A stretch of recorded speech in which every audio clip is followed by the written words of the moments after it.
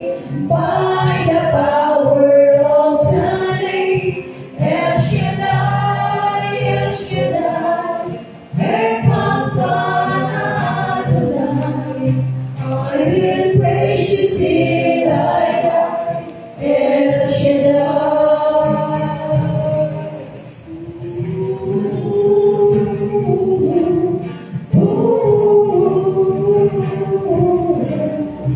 I will praise you till I die. El Shaddai.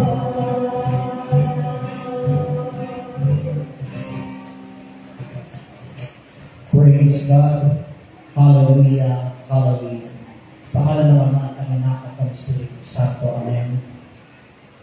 Banal na Diyos na pinagpakapangyarihan Ama, Diyos na may likha ng langit at lupa, ng lahat ng bagay na aming nakikita at nakikita. Ikaw ang Diyos ni Abraham, Isaac at Jacob. Muli sa oras na ito, patuloy ka namin pinupuri, inulwalhati, na dakila sila sa sa Espiritu sa katotohanan. Lord, malawa namin po inyong samahan. Ilan niyo magpapalimalang kanal. Abutin ng lahat ng aming pangangailangan. Pagalingin ng mga may karamdaman at sakit sa ngalan ni Kristo Jesus. Yung mga nangihinga at nabibigatan niyo pong pag-aaning palakasin sa pangalan ni Kristo Jesus. At ang lahat ng nahiling itataas niyo pong pagkaloob at tutunin sa pangalan ng aming Panginoon. Pagpalain mo po higit sa lahat ang bawat minuto at ang mabuting balitang ating iyahatid upang ito mabigay sa amin ang liwanag sa lahat po na makikinig at makakarinig ng mensaheng ito upang ito maging kalunya ng iyong matanda, himala, kapawalahan, kapangyarihan at walang tigil na biyaya kapapala. Ito po ang aming samot na namin sa ngalan ng Ama at Anak at ng Espiritu Santo. Amen and amen. Purihin ang Panginoon. Purihin ang Panginoon, si Kristo ay narito na, tanging lakas at pag-asa. Hallelujah, hallelujah. Di ng Panginoon nagdiriwang sa pagdalihan, nagagalaw ang ating espiritu. Si Kristo ay narito na, alitan ay iwasan na, tayo ay tutulungan niya. Purihin ang Panginoon, si Kristo ay narito na, tanging lakas at pag-asa. Hallelujah, hallelujah. Ang lakas at pag-asa naririto sa tuwina, nakahandang tulungan. Hallelujah, naging na siya ang kasama sa hirapan at ginawa. Purihin ang Panginoon, si Kristo ay narito na, tanging lakas at pag-asa. Hallelujah.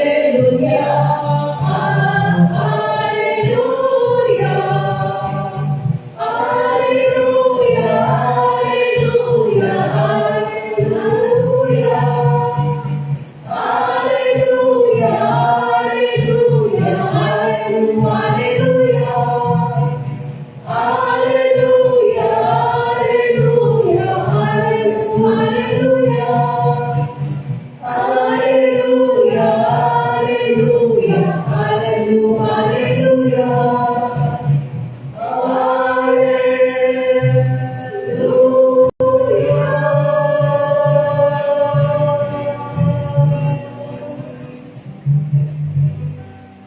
Purihin natin ng malakas ang ating Panginoon Diyos. At sigaw po natin lahat, welcome Holy Spirit. Welcome, Holy Spirit. You are welcome in our lives You are welcome in our lives. and you are welcome in this place. You are welcome in this place. Purihin po natin ang Panginoon Diyos.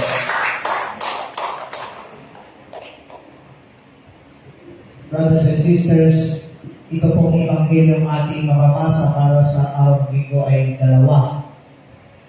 Ang isa ay Matthew 18, verses 1 to 5 and verse 10. At dito naman ay John chapter 1, verses 29 to 34.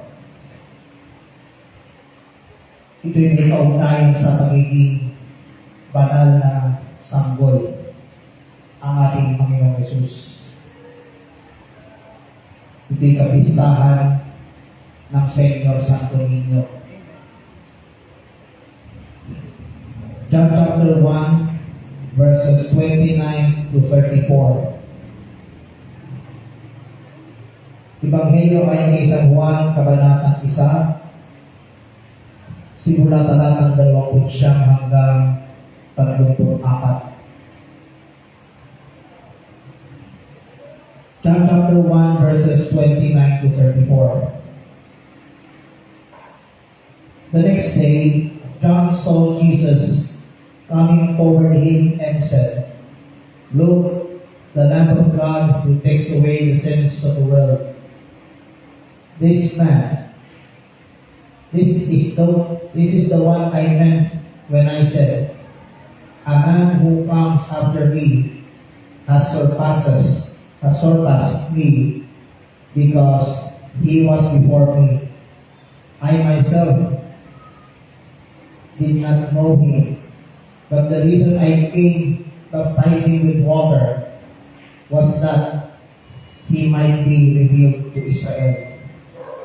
Then John gave this testimony, "I saw the Spirit come down from heaven as a dove and remain on him. I would not have known him except that the one who sent me to baptize with water told me, 'The man on whom you see the Spirit come down and remain is he who will baptize with the Holy Spirit. I have seen and I testify that this is the Son of God." Palapakan natin ang buhay na Diyos. Kinabukasan, nakita ni Juan si Jesus na lumalapit sa kanya. Sinabi niya, "Narito ang Kordero ng Diyos na nag-aalis ng kasalanan ng sanlibutan. Siya ang tinutukoy ko nang sabihin kong dumarating ang kasunod ko, ang isang higit sa akin, sapagkat siya na bago pa ako'y pinanganak o bago pa ako'y panganak. Hindi ko rin siya lubos na nakikilala noon, bagamat ako'y naparitong nagpapautismo sa tubig upang ipakilala siya sa Israel. Ito ang patotoo ni Juan. Nakita ko ang Espiritong bumababa buhat sa langit, gaya ng isang kalapati at nanatili sa kanya. Hindi ko nga siya lubos na nakikilala noon, ngunit ang nagsulong sa akin upang magpautismo sa tubig ang nagsabi sa akin, makikita mo ang Espiritu na bababa at mananatili sa isang tao. Siya ang magbabautismo sa pamamagitan ng Espiritu Santo. Nakita ko ito at pinatotohanan ko siya ang anak ng Diyos. Brothers and sisters, ito po ang mabuting balita para sa ating lahat buhat sa Panginoon. Purihin natin ang naranasan buhay ng Diyos. At maaari na po kayong maupo sa napakagandang presensya ng Diyos. Isang pinagpalang hapon po sa inyo lahat.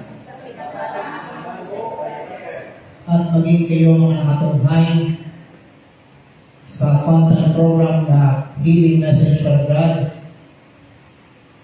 na napapanood through Kapahayanan TV YouTube channel. Saan man damo kayo nagdoroon, ano man ang iyong pinagkakabalahan sa mga oras na ito, may magandang bagay ang darating at naghihintay sa inyo lahat. Purihin natin ang buhay ng Diyos.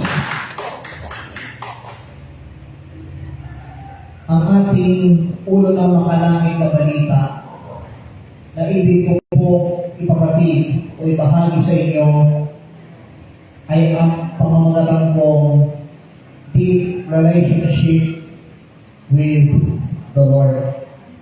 Malalim na ugnayan sa Panginoon. Ngayong darating na linggo ay ang kapistahan ng ating Panginoong Yesus bilang banal na sanggol o tinatawag na the Feast of Santo Niño. Now, historically, kung babalik lang natin ang kasaysayan ng Kristyanismo na pumasok sa ating bansa mahigit 500 taon, kung saan pinaunahan ni Ferdinand Magellan ang pagpasok ng pananampalatayang Kristyanismo na siya namang tinutulan ni Dato' Lapu-Lapu.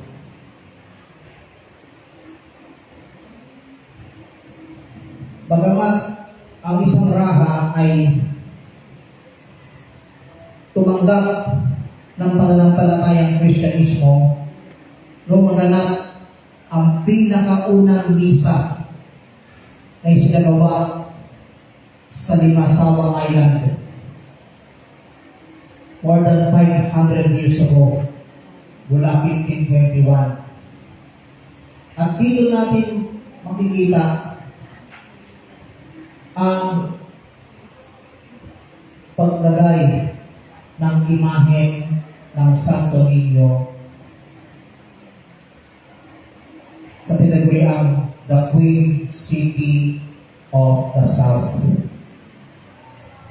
Now, ang tanong ay, ano nga ba ang salitang Santo Niño? Ang salitang ito ay mula sa pinagsamang salita nasangpit, meaning is to call or tawag. Sa Cebuano sa salitang Cebuano, ang senyor ng salitang Espanyol ang ibig sabihin Panginoon. Then next is Santo Niño means is called to the Lord. Pagtawag sa ating Panginoon. Bagamat siya'y bata, dilikha, kaya binuo ang salitang Santo Niño. Amen. Now, ang salitang Santo Niño ay hango sa wikang Espanyol, kaya kahit ubusin ninyong basahin ang Biblia, itong English o Tagalog, hindi natin makikita ang word na Santo Niño. Pero sa Spanish, katulad ng sinabi ko kanina, ang kahulugan ng salitang Senyor ay Panginoon. Ang Santo meaning is holy or banal. Ang ninyo, ibig sabihin, child. Male child. Batang sanggol na lalaki. Amen. Ano po ang sabi ng Isaiah chapter 9 verse 6? For to us a child is born, to us a son is given, and the government will be on his shoulders. And he will be called Wonderful Counselor, kahangahangang tagapayo, Mighty God, makapangyarihang Diyos. Sa wikang Hebreo, El Gibor. Everlasting Father, walang hanggang Ama. Prince of Peace, Prinsipe ng Kapayapaan. Ang ating Senyor Santo Niño, ayon sa aklat ni Prophet Isaiah, tinawag siyang Wonderful Counselor, Mighty God, Everlasting Father, Prince of Peace. Siya pala ang kahangahangang tagapayo, makapangyarihang Diyos, walang hanggang Ama at Prinsipe ng Kapayapaan. Amen. Now, sa sinabi sa ikalawang ebanghelyo, ayon sa ating ebanghelyo nabasa, sa verse 29 ng John chapter 1, kinabukasan, nakita ni Juan si Jesus na lumapit sa kanya. Sinabi niya, narito ang kordero ng Diyos na nag-aalis ng kasalanan ng sanlibutan. Agnus Dei titores peccata mundi. Amen. Yan ang salitang Espanyol. He is the Lamb of God who takes away the sins of the world. Siya ang kordero ng Diyos na nag-aalis ng kasalanan ng sanlibutan o sanlibutan. Amen. Bakit tinawag siyang kordero ng Diyos, brothers and sisters in Christ? Palatandaan na malalim ang pagkakilala ni John the Baptist sa ating Panginoong Jesus. At sa Ebanghelyo ayon kay San Lucas, nabanggit kung paano nagtatalon si Juan sa sinapupunan ng kanyang inang si Elizabeth. Nang marinig nito ang tinig ni Maria na ina ng ating Panginoong Jesus. Amen. Ika ni Elizabeth na pinsan ni Blessed Virgin Mary, pagkarinig ko ang bati mo, nagdadalaw ang sanggol sa aking sinapupunan. Sino nasa sinapupunan ni Elizabeth? Si John the Baptist na bagamat nasa looban ng tiyan ni Elizabeth. Pero sa kabila ng katandaan ni Elizabeth, nagkaanak pa. Amen? Ang tanong ay bakit? Sapagkat dininig ng Diyos ang panalangin ng kanyang asawa si Zacarias. Amen? Now, ano po ang naging ugnayan ni John the Baptist kay Jesus? Una, ipinakilala ni Juan si Jesus bilang Kordero ng Diyos na nag-aalis ng mga kasalanan ng sanlibutan. Amen? Pag sinabing kordero, literal, ang tawag doon ay batang tupa ng Diyos. Yan po ay isang pamagat o katawagan para kay Kristo Jesus.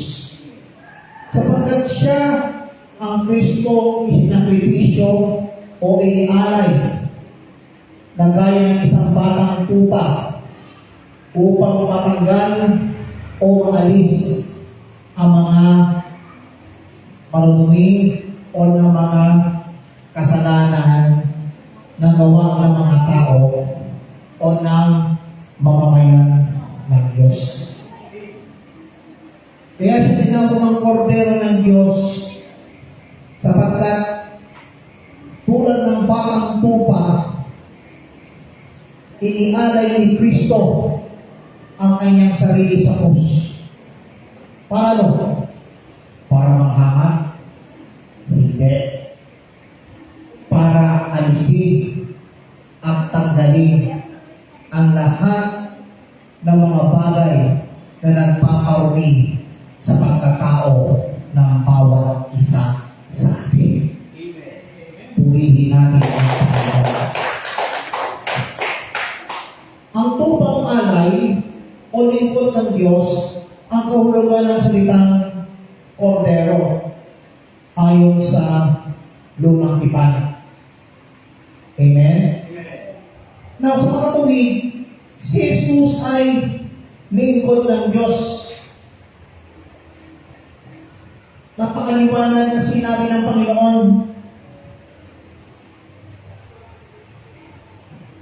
siya ang anak ng tao ay naparito hindi upang paglingkuran, kundi upang maglingkod. Ang liwanag na sinabi ni Jesus,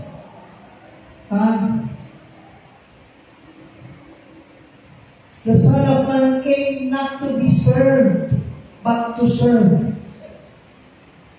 and to give His life as a ransom for many. Amen.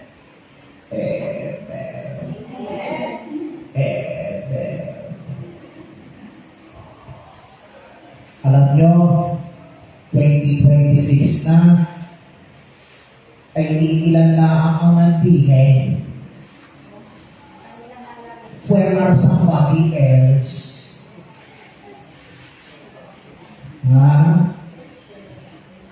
Alam nyo, noong unang hayo ko din before pandemic, 1 year before pandemic, ay ang sigasig. But years after, anyari sa tao, sa mga taong masigasig na nagsaserve kay El Shaddai. Nasa na sila? Nasaan kaya sila? Mga masigasig sa gawain ng Diyos. Pumihin natin si Yahweh sa pagmamalas. Now, sa lumang tipan, umababasa natin sa Isaiah chapter 9, verse 1 to 6, ipinahayag ni Prophet Isaiah na sa pamagitan ng isang batang paslit na kinikilalang prinsipe ng kapayapaan, ipinagkaloob ng Diyos ang kapayapaan at pagbubuli sa kanyang sambahayan. Amen? Now, tingnan natin ang Luke chapter 1, verse 35. Ano po ang sabi ng Luke o Ebanghelyo sa Lucas? Lucas, unang kabanata, talatang 35. Ito ang pahayag ni Elizabeth.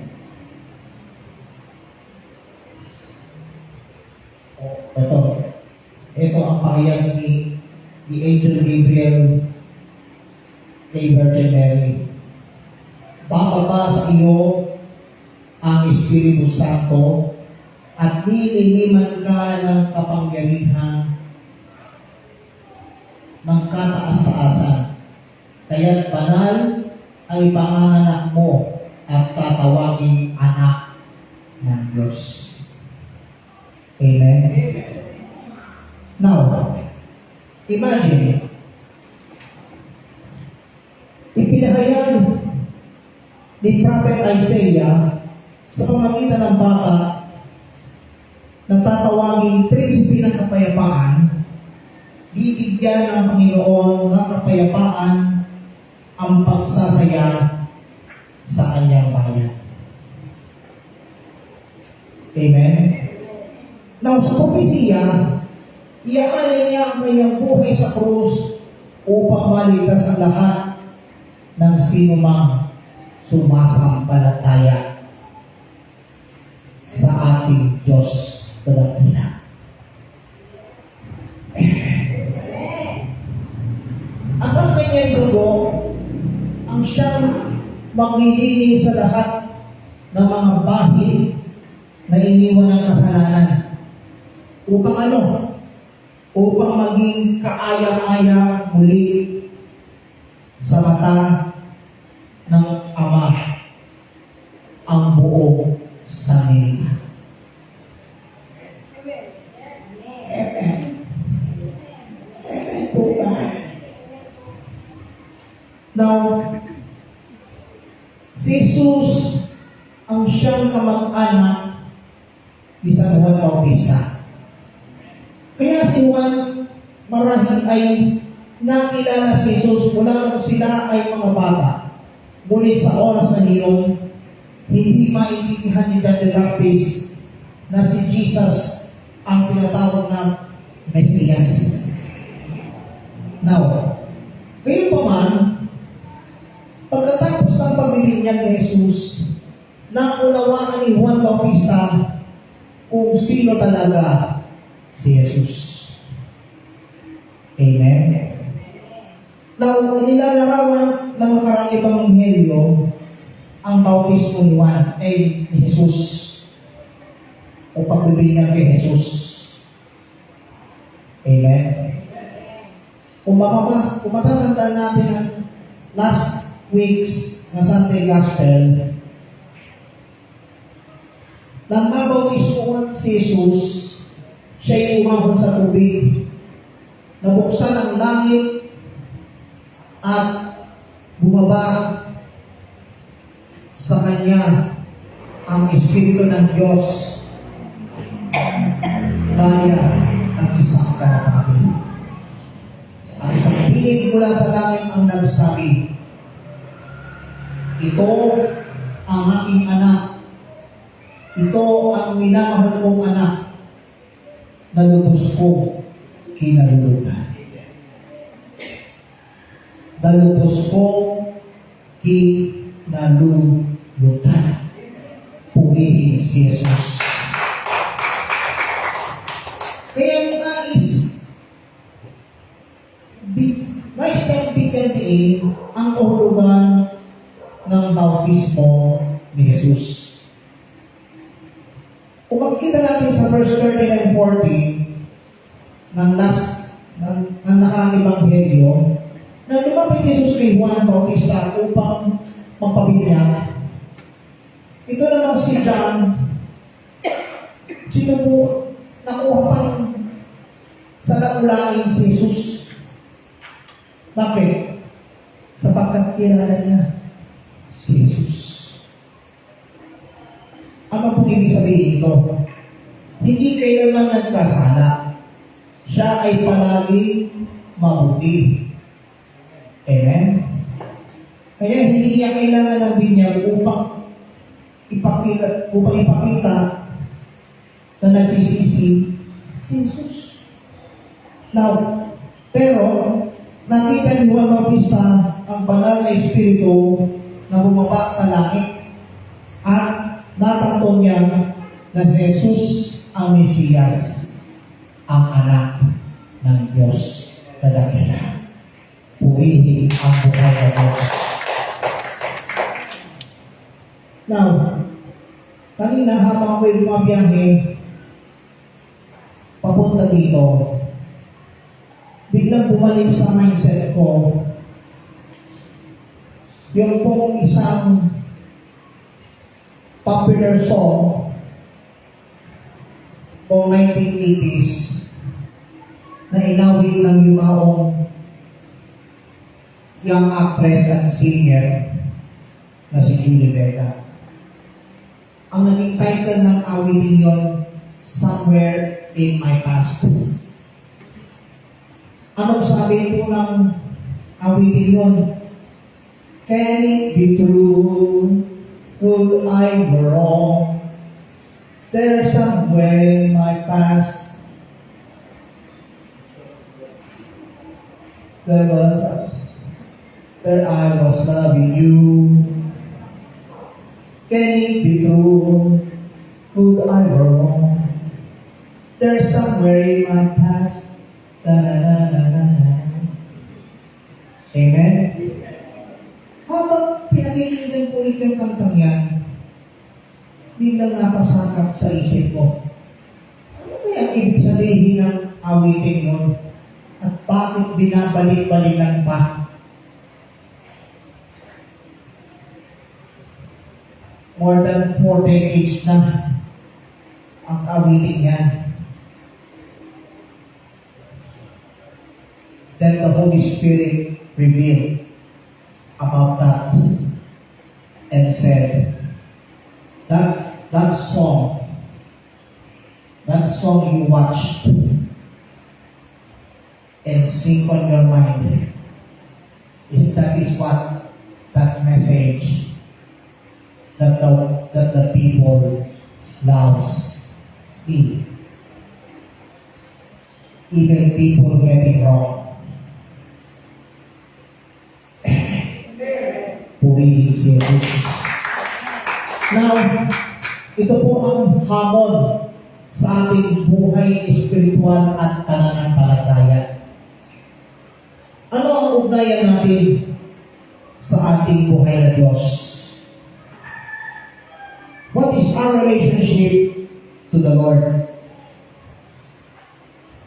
Ano po ang ating malalim na ugnayan sa ating Panginoon? Una, mayroon tayong pananalig at pananampalataya sa Diyos. We have faith in God. Sabi nga, have faith in God. Manalig tayo sa Diyos.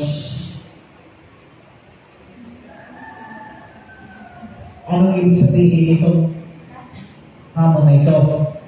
Una, dahil pinagkatiwala natin ang ating buhay sa Diyos. Tinanggap natin na maging mga anak na kinalulugdan ng Diyos ang nasa langit. Amen? Next is, inaanyayahan tayo palalinin. Palalinin ng ano? Ang ating pananampalataya Kristiyano. Upang sa bawat yugto ng buhay ng bawat isa, brothers and sisters, ang Diyos ay laging sumasabi. Purihin natin ang pangalan ng Diyos. Now, the second is, the Filipino culture is full of hope. Ang ating kulturang Pilipino ay siyang tigib ng pag-asa. It means, kahit na tayo'y binabalutan ng mga sakuna problema na pangtao, tulad ng katiwalian, buong pananalig nating malalampasan ang lahat ng yan sa tulong at awa ni Yahweh El Shaddai. Amen?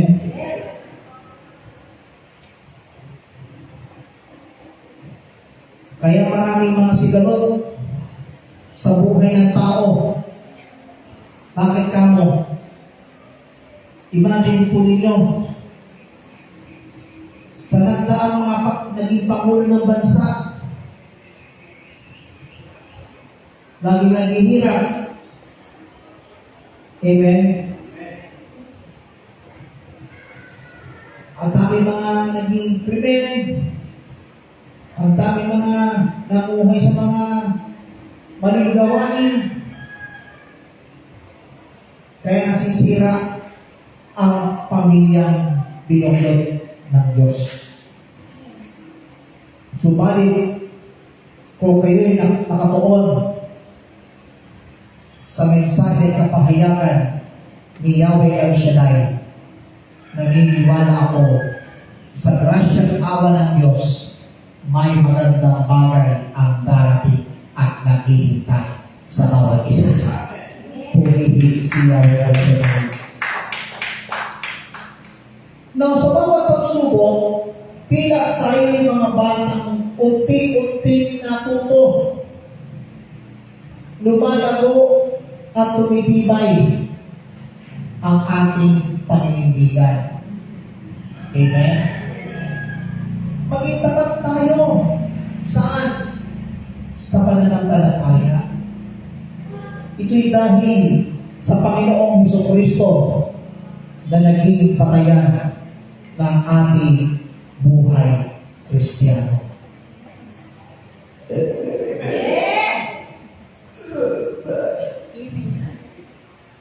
Anong klaseng amen yan? Amen? Now, the third one is the Filipino culture is full of love. Ang kulturang Pilipino ay tigid ng pagmamahal o tigid sa pagmamahal. Tigid sa pag-ibig. May pag-ibig pa ba? Aray ko.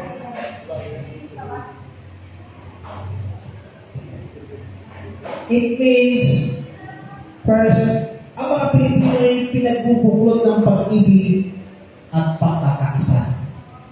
Mahalaga sa atin ang pagkakaisa. Bakit ka? Kung wala ang Panginoon sa ating kulturang Pilipino, malamang wala ang pag-ibig na bigay sa atin ni Yahweh El Shaddai. Amen? Second, meron tayong konkretong larawan ng bayanihan. Tulad ng sa kasamang paglilipat ng bahay, may puso tayo para sa ating kapwa. Amen? Karamihan,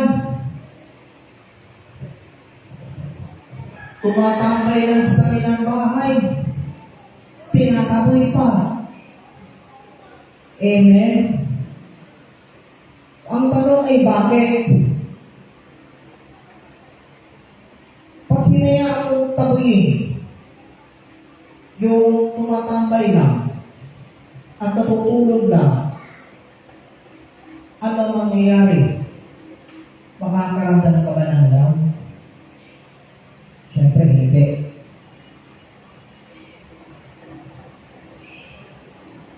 Pag subukan yung daanin sa dako kung saan may mga taong walang tirahan at namumulubi sa kalsada, bigay na lang kahit pagkain at inumin. Tsaka, yan ay malaking tulong sa kapwa. Amen? At last one is, bukas ang buhay natin sa kawang gawa. Tayo mga batang lumalaki gaya ni Kristo. Amen. Amen po ba? Sa kaulungan sa edad at sa binaya. Amen? Dahil ginagabayan tayo ng banal na Espiritu upang isabuhay ang alin ang mga gawaing makadiyos. Katulad dito, sinasakatuparan natin na mag-prayer meeting dito sa Kapilya ng Divine Mercy tuwing Biyernes ng hapon. Kahit umabot ka pa ng lengthy,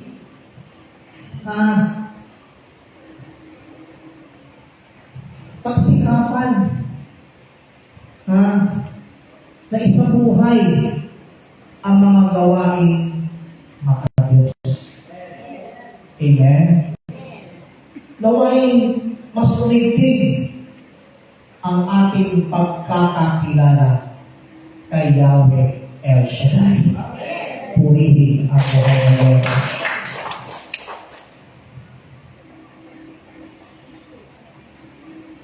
We now conclude these 3 points. Tayo na kayo.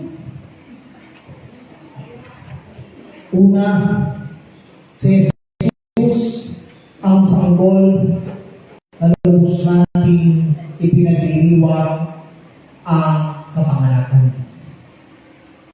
Pangalawa, siya ang kordero ng Diyos na nag-aalis sa mga kasalanan ng sanlibutan. At panghuli, sikaping lumali ang ating pagkakilala kay Jesus tulad ng pagkakilala sa Kanya ni St. John the Baptist. Purihin natin ang buhay ng Diyos. Purihin ang Panginoon. Taas ang inyong mga kamay.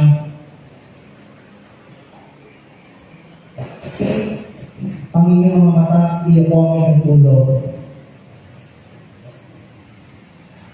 At bilang simpleng panalangin, sabay-sabay po natin awitin, walang ibang nagmahal sa akin ng tulad mo.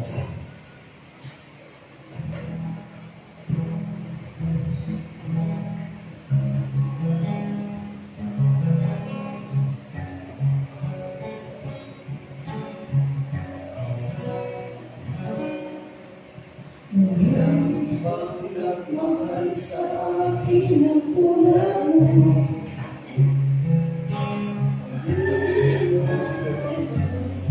Pinagpapago, pinatunayan mo ito sa krus ng Kalbaryo. Ang ligtasan sa iyo ay natamo. Dahil sa iyo ang tanging pagmamahal, ako ay natubos sa kasalanan. Sasambahin kita at pupurihin ka bilang tanda ng ating pagmamahal. Ikaw ang hari at tagapagligtas, banal mong pangalan, aking itataas. Panginoong Jesus, aming Diyos, iaalay ko sa iyo aking lahat. Pwede po natin, walang ibang nagmahal. Pagmamahal sa akin ang tulad mo. Pag-ibig mo'y wagas at di nagbabago. Pinatunayan mo ito sa krus ng Kalbaryo. Kaligtasan sa iyo ay natamo. Dahil sa iyong tanging pagmamahal, ako ay natubos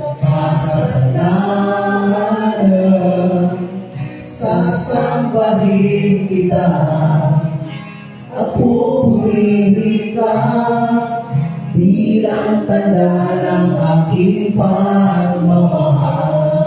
Ikaw ang hari, ikaw ang hari, at tagapagligtas, banal mong pangalan, aking itataas, Panginoong Jesus, aming Diyos, iaalay ko sa iyo aking lahat. Ikaw ang hari, at tagapagligtas, banal mong pangalan, aking itataas, Panginoong Jesus, aming Diyos, iaalay ko sa iyo aking lahat. Iaalay ko sa iyo aking lahat. Iaalay ko sa iyo aking lahat. Diyos ang makapangyarihan, salamat sa iyong mga salita na pahatid mo sa bawat isa. Nawang magsilbing leksyon ang mensahe nila na pakinggan. At may bahagi ito sa iba pa nating mga kapatid na hindi nakakadalo upang sa tuwing ay makadalo sila tuwing araw ng Biyernes. O Diyos, kung pagtitiwala po namin na may taas at mamparangalan ang kanilang patuloy na paglilingkod sa iyong gawain dito sa dakong ito. Patuloy niyo po pagpalain, O Diyos, ang dakilang na pistahan ng Senyor Santo Niño, lalo higit sa mga lalawigan na may mga kanilang mga festivals. Nawa, patuloy silang bigyan ng kalakasan at kasiglahan upang sa magitan ng iyong mga salita, patuloy niyo po magkaroon ng pagkakataon ng parangalan ng may paggalang ang sagradong imahe ng Santo Niño. Sapagkat ang imahe na sagrado ay isang paalala kung paano mahalagahan ang kanilang pagkabanal. Sa tulingan na ikaw nagsasabi, Panginoon, na pagpagaling kami sa pamamagitan ng katotohanan at ang iyong salita ay katotohanan. Pagpalain mo po ang mga nagtaguyan ng gawain dito sa dakong ito. Simula sa coordinator hanggang sa pinakamababang lingkod, kasama ang mga awit at manununtong, maging ang ilang mga nagsuporta sa dakong ito sa gawain mo. Sila patuloy na pagpalain, sundan ang inyong mga tanda, himala, kababalaghan, kapangyarihan at walang tigil na biyaya at pagpapalang pipina sa ngalan mo, Jesus. All together say Amen. Taas ang inyong mga daladalahan at patuloy tayo samahan, gabayan ng ingatan ng Diyos, lalo tigil sa ating pagbiyahe, lalo tigil yung iba pang mga may gawain pang pupuntahan, naway gabayan ng Diyos ang bawat isa. Tayo po'y manalangin ang sama-sama sa ngalan ng Ama at ng Anak at ng Espiritu Santo. Amen. Diyos Ama, makapangyarihan at tumutlaspasan ang mga hawak ng aming mga kapatid, ang kanilang mga handbags, wallets, Biblia, tubig na may sasing panyo, at iba pa mga bagay na kanilang itinataas. Gamitin mo po bilang mga sangkap upang ang sino mga hipo ay sundan ng iyong mga tanda, himala, kababalaghan, kapangyarihan at walang tigil na biyaya at kapatanan. Maging ang kanilang mga prayer requests na nakasulat sa papel, ang kanilang mga kahilingan, inaangkin po namin na lahat ay answered prayer. Lahat ay answered prayer. Lahat ay answered prayer. Paspasan ang kanilang mga alay ng doon, ibalik sa kanilang kasultanan, siksik digdig at kapaapaw. At sa aming pansamatalang pag-iwahiwalay, aming tanda ang ipayong lakas at ipayong sigla na galing sa madalang pangalan. Salamat, Panginoon. Salamat, banal na awa ng Diyos. Ito po ang aming salmong dalangin kaysa ng panambilang panalangin ng aming Birheng si Maria at ng lahat ng mga anghel papadal sa langit kaysa din ng panambilang panalangin ni San Faustina Kowalska. Sa pangalan ng iyong bugtong na anak, ang aming Panginoon at nakapagligtas ng Panginoong Kristo na nabubuhay na gahain na sa kamot ng Espiritu Santo ay isang Diyos. Magpasawalang hanggan. Everybody say Amen. Amen. Everybody say Amen. Amen. Sa ngalan ng Ama at ng Anak at ng Espiritu Santo. Amen. Amen. God bless everyone. Give thanks with a grateful heart. Give thanks to the Holy One. Give thanks because He's given Jesus.